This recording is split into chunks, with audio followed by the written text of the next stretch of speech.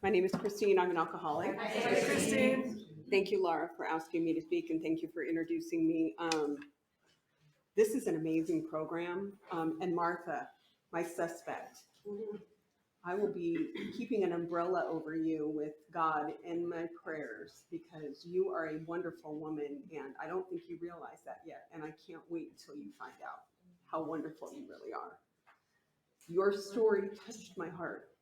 I don't know why I'm emotional tonight. I'm postmenopausal. I'm not even supposed to be emotional anymore. Anyway, this is not a women's meeting. Let me remind myself.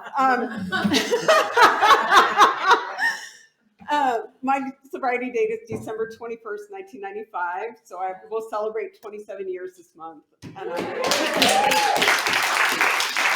I was supposed to be here the weekend of the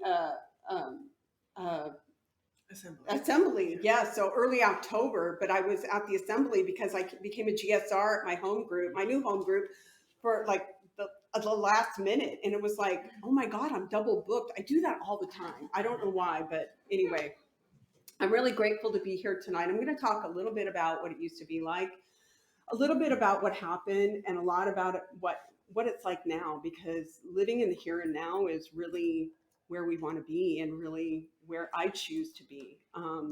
So I grew up in Renton in a normal family. I'm the oldest of three. My parents are both perfectionists, and my parents both have alcoholism in their family.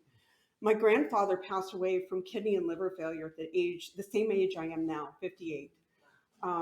And I remember him in the 70s, and I used to go spend time, and I miss my grandparents. You know, do you ever just sit around and think about how much you miss them? If you still have grandparents, please go spend as much time as possible with them. Find out about their history. Do that. It's so very important for you, and then you can think about those times later on when they're not with you anymore. But I used to spend a lot of time at my grandparents' house, and my grandfather loved me. He was never abusive to me, but I always could smell alcohol in his breath. And he was just a wonderful man. And he loved me, and he loved family. And my grandmother always said, Christine, you were the happiest baby ever because you were loved. And my parents, I got pregnant. Well, I didn't get pregnant. My parents got pregnant with me. I don't know where I'm talking tonight. I'm losing my purse. I'm like doing all kinds of weird stuff tonight. Anyway, my parents got pregnant with me, and I was at the wedding undercover. They were 3 months pregnant with me. So that was kind of interesting. But when my parents had me, they loved me. And I knew, babies know that. Babies know that. And I said to my mom, I said, Grandma used to say that to me all the time. I said, what the hell happened? Because later on, I was not that same person that I was born into. You're born and you're just pure and wholesome, and you have beliefs and you have hope and faith. And then you discover alcohol. I never felt like I fit in. Kids teased me from kindergarten all the way through high school. And when I got to be 16 years old, there was this group of kids out in the back parking lot that were smoking pot and, smoking alcohol, drinking alcohol, doing all kinds of alcohol. I like to talk about alcohol at Alcoholics Anonymous. Kind of pot kind of slipped out there. But anyway, I joined those kids because I wasn't a soc. I was in the band, but I didn't want to be a band geek. I wasn't an athlete. So those kids, that was my tribe. So I joined those kids, and I finally felt a part of something for the first time because I had no self-esteem. I'd been teased all my life, and I didn't know who I was. And I was 16 years old. So picking up that first substance at that age and just running with it. And, they say whatever age you pick up is the age you stop growing emotionally. So from the age of 16 on, I stopped growing emotionally, and I became I was just a teenager constantly until I got sober at 31. So from the ages of 16 to 31, I'm not going to go into detail. There were some horrific things that happened because I chose to be in some horrific situations because of the behavior and the choices that I was making because of my drinking and my other use. I was with men that drank just as much as me. I let them abuse me physically, mentally. I had no self-esteem. I didn't know who I was. my parents had introduced me to, church when I was a child. And I went to church until I got confirmed. And then my mom said, you don't have to go to church anymore. And ironically, that was the same time that I started picking up alcohol. So turned my back on God, and it was just me, myself, and I ripping and running for the next 15 years. And in my late 20s, I got this really great job as a Kelly girl. And if you don't know what a Kelly girl is, I'll share it with you. So a Kelly girl is somewhere where you can go and work a temporary job for 2 to 3 weeks and nobody can get to know you. It was a perfect job for this alcoholic. In my late 20s, I was drinking around the clock. I was leading a double life.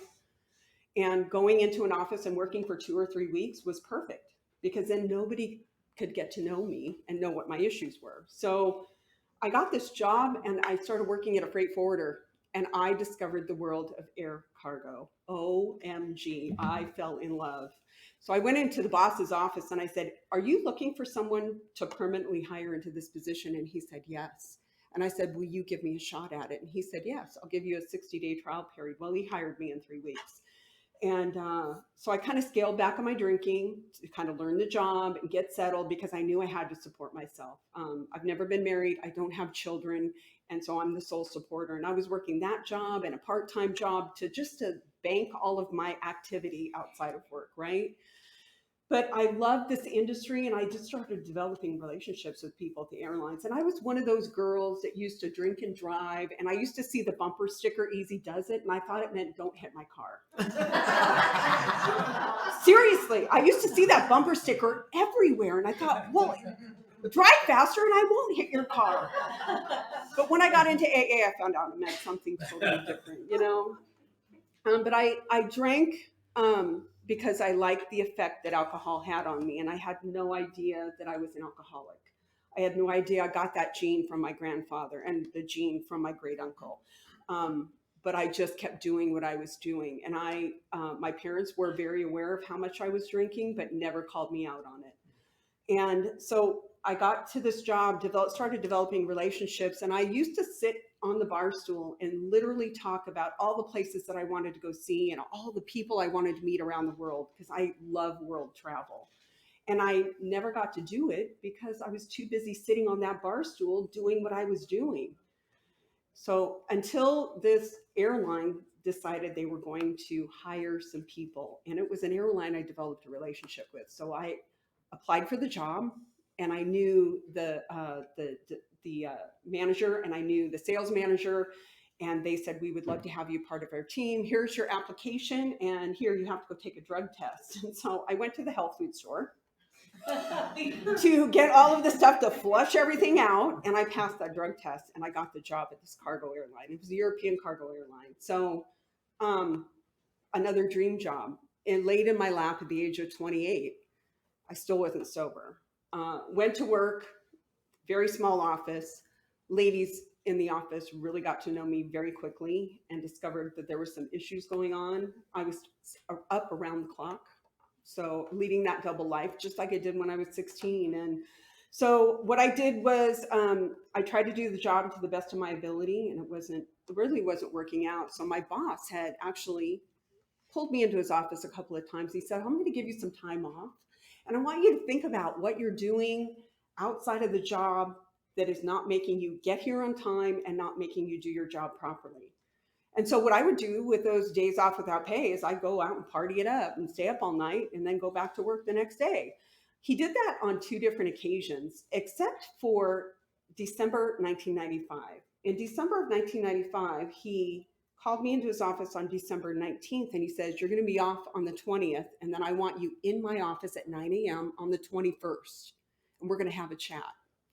I said, okay. So I took the 20th off without pay, stayed up all night, had the same clothes on that I wore the night before, went to the meeting at 9 a.m. on December 21st in his office. And I walked into his office, and he had me sit down, and he shut the door. And I thought, I'm probably going to lose my job. He sat down and looked at me from across the desk, and he said, Christine, I don't care if you have problems with drugs or alcohol. I just want you to get some help. If you check yourself into a treatment center right down the street, you have 16 days of paid vacation. So if you check yourself in, you don't have to resign from your job. And I looked at him and I said, can I wait till the holidays are over? It was 4 days before Christmas. And he said, no, Christine, this is a one-time offer. It's now or never. So I actually signed paperwork, left his office, and I was in tears. I knew it was time. I knew that he was calling me out, and he was actually doing me a favor. He was saving my life. So I drove myself to that treatment center, but first I had to stop at the part-time job and let them know at the Italian restaurant where I worked, and I was a hostess, that I wouldn't be working the very busiest season of their time. They have all these corporate Christmas parties, and they said, Christine, we just love you and we just want you to be well. So go to treatment and get the help that you need. And they gave me some time off. So by the time I got to the treatment center, a couple of hours had passed and my boss had called looking for me. He had called and to see if I had checked in yet, right? And so I walked through, I can remember this clear as day. I walked into that treatment center and I walked up to the front desk to the receptionist and I said, I'm here. She goes, can I help you? And I said, yeah, I'm here to check myself in for treatment. She goes, do you have an appointment? I said, you need an appointment? I had no idea you had to have an appointment. I'd never been in treatment before. She goes, yeah, it's a 2-hour intake process. So why don't you go have a seat in the lobby and I'll check the schedule and let you know. So I sat in the lobby and she came over a few minutes later and it was 11 a.m. on December 21st, 1995. And she looks at me and says, someone else has canceled their appointment and there's a 2-hour opening right now. That was God doing for me what I could not do for myself. And I didn't realize it at the time. So my journey in recovery started. They called my mom, and this was literally the phone call. I won't say my last name. Yes, is this Christine's mom?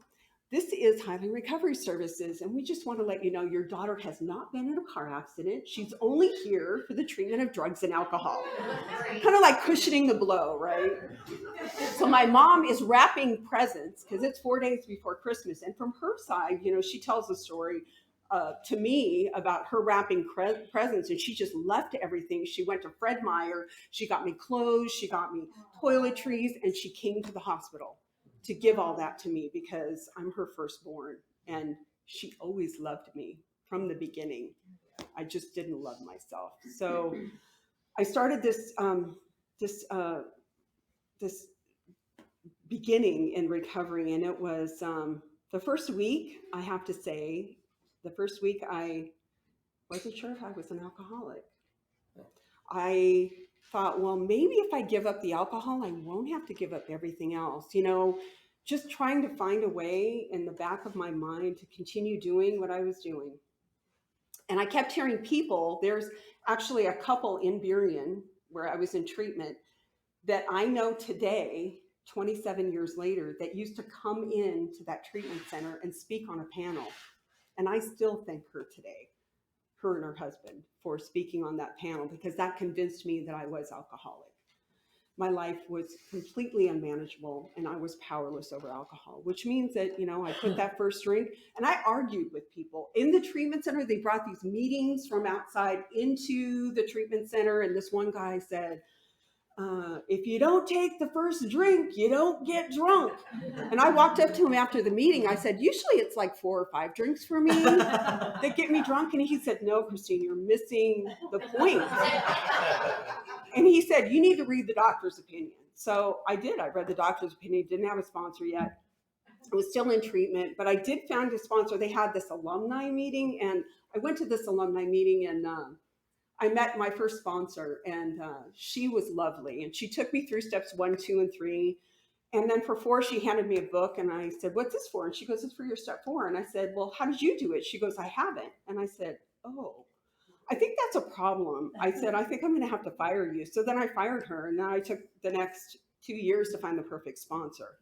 So by the time I checked out of treatment, I went back to my job. All those people I was working with were waiting for me to make amends to them, but I wasn't even there yet. I hadn't even started working the steps. So I basically worked step 1. My life is unmanageable and I'm powerless.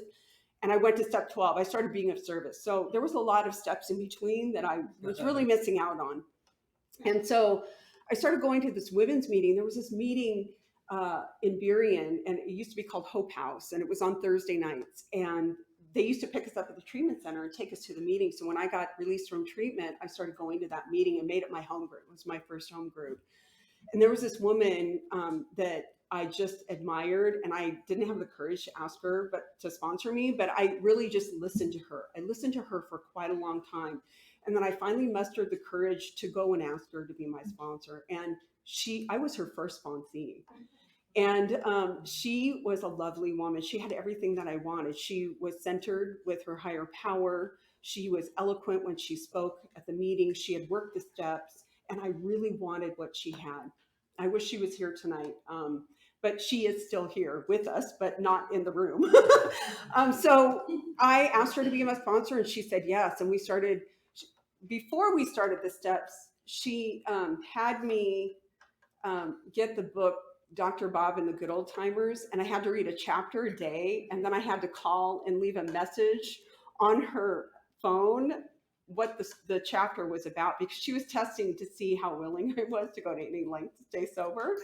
And so I don't know if you guys have ever read that book, but it's a real snoozer, right? I'm reading it at the end of the day, and I would call her, and I followed direction, and I was taking suggestions, and that's exactly what I needed. I needed somebody, because I was so ready to work the steps. That guilt, shame, and remorse was just bubbling up in me because I hadn't told anybody my whole life story. God knew what had happened. I knew what had happened, and I felt horrible about it. So she took me through that first step, and she had me write down 5 things why I'm powerless over alcohol. And that could be as easy as going through the grocery store and walking down the wine aisle. That's a reminder that I'm powerless over alcohol. Or going to the drugstore and seeing the pharmacy, and oh yeah, I'm powerless over that too. And that was an easy exercise for me. And the unmanageability was pretty easy too, because my finances were unmanageable, my relationships at work were unmanageable, my peace of mind was unmanageable. And so I had to give her a list of 5 and 5 every single day, followed directions and did that. And, for step 2, she started talking about God. And, I had a relationship with God, and I was ready to open that door again. So that wasn't very hard to swallow. Step 2 is very easy, I think, to embrace if you've had some kind of introduction. But what I love about Alcoholics Anonymous is that it's the God of your understanding. It's not your God or your God, it's my God. And what a wonderful way to be introduced to a program, because the first meeting I went to, I was still drinking, and I thought it was a religious organization because we said the Lord's Prayer at the end. And come to find out, it's everyone's own belief of what your higher power is. And that kind of gave me some comfort. And to be honest with you, my higher power is the same as it was when I was a child. I love the thought of being a child and having that childlike innocence and being able to open up your mind and to know that God is always there. And I went to a meeting this morning, and there's a couple of ladies from that meeting here this morning, and they didn't know I was going to be here, and I didn't know they were going to be here. So that was kind of cool that they came, and we were talking about God this morning at the 8:30 meeting on the East Side. And, that childlike innocence of just believing in God and having the faith that God is going to be there no matter what. I just need to get out of the way, because I had been in the way. Me and my bottle had been in the way with that relationship with God. So this was something I was really ready for. And she had me write a couple of paragraphs about what I thought God is and what I would like God to be. And once I got, that was easy. I got all of that out. I shared it with her, and we moved on to step 3. And step 3 is just making a decision, really. Just opening that door to a little bit of willingness in order to turn over my will to God. So we're all given that free will. And I don't know what God's will is, but I tried to figure that out because my sponsor gave me another assignment. I love the assignments. And the way she took me through the steps is from the Ballard group. And it's old, like probably from the 50s. And I still have the written form, and I've passed it on to all the women that I have sponsored, and they have passed it on. And so she had me write a list of 5 things that happened throughout my day that were my will. And if by chance there was something that was God's will, I could write that down too. So I would call her at the end of the day, and I'd give her my 5 list of my will. And my will is so easy, getting out of bed. I decided to get out of bed today. I decided to go to work. I decided not to call in sick. There was just, your will is just about everything you do. And then when I opened the door for somebody, I said, oh, and it was God's will for me to open the door for this old lady. And my sponsor said, you don't know what God's will is. So I want you to think about that. I want you to think about when you work steps 3 through 10, that's going to like open up your mind. You're going to open up that spirituality, and you're going to develop a relationship with God, and you will know in your gut what God's will is. You're not going to know what God's will is now. So that was a really good exercise for me. And, getting through that, I love the way that the steps are all in order for a reason. It prepared me for step 4. And I had heard some horrible things about step 4. You can put your hands over your ears now, Martha.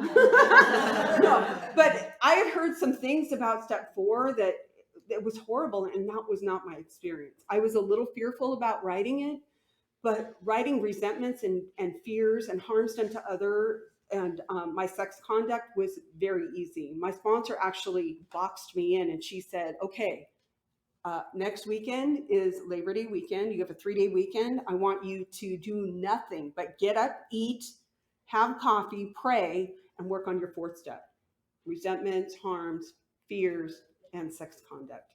So I followed direction again, and I got it done within those 3 days. And really praying before you write. But I don't know what happens with you guys, but when I put pen to paper, some amazing stuff comes out. And she had me do it in 5-year increments, which was super helpful. So I could remember stuff from the age of like 4 and 5 until 9 or 10. And there were the girls that teased me in school, and in kindergarten and 1st grade, and I could remember all of that. So all of that came out on paper, and just taking the time to really think about all of the things that had happened, and then what my part was in it. What had I done wrong? Where were my character defects getting in the way of me having a relationship with that person? Why am I having fears? What could I have done different in relationships? And getting this all out in paper is really, really raw. And so thankfully she scheduled my 5th step for the very next weekend. And I was so grateful she did that. Amazingly enough, her sister owned a gas station, and above the gas station, there was this conference room. And God really has a sense of humor. She goes, okay, we're going to meet for your 5th step. And we have all day in this conference room. And this conference room overlooked the bar that I used to frequent. So all day long, I'm looking at her, and I can see the bar in the background, right? And I went through, I handed her my 4th step and went through each and every situation and column. And, I was brief on that 4th step because we were going to talk about it at length. And it was 8 hours long. I have to say, I really felt some peace, or it might have been emotional exhaustion, but I felt some peace at the end of that. I finally told somebody everything that had happened to me. There were no more secrets. And I think that is the catalyst that always took me back out, was the secret, right? So she knew all of my secrets. She had shared some of her deepest, darkest secrets. And, I have been the recipient of many, many 5th steps with women. And I don't remember the specifics of any specific one. It kind of comes in and it goes out. And that's not information for me to pass on. And so I totally trusted her with that information. And she has never said anything to anybody about that in 25 years. And I feel so grateful that, God directed me to somebody like her.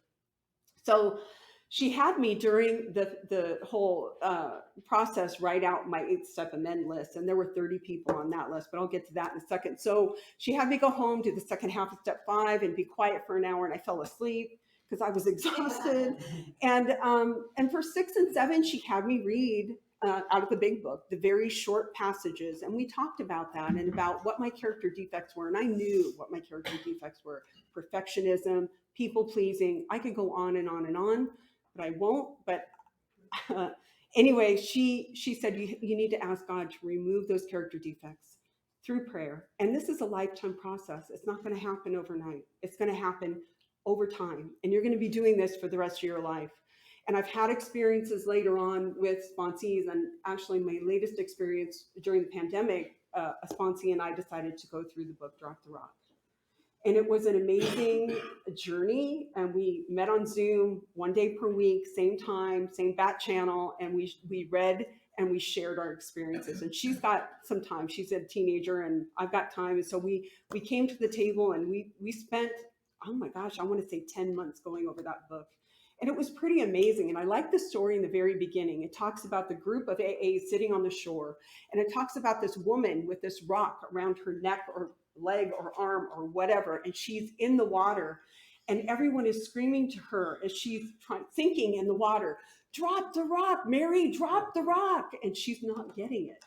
So, there's so many things that you can do when you hold on to those character defects. It just, I don't know, for me, it weighs me down. It doesn't make me the person that I truly am today because I am a totally different woman than I was at 31 when I came into this program.